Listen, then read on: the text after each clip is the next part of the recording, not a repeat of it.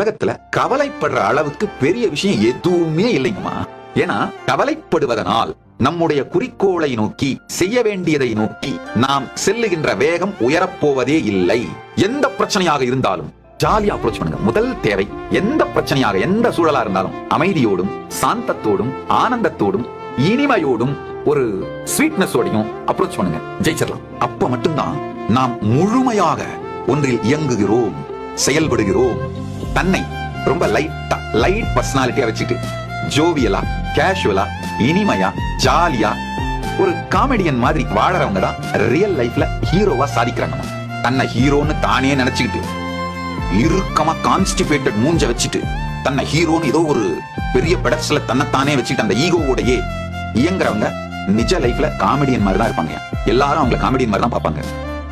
Comedy பீஸா தான் போவாங்க. கஷ்டப்பட்டு நாம புடுங்குற ஆணி எல்லாமே தேவையில்லாத ஆணி தான்.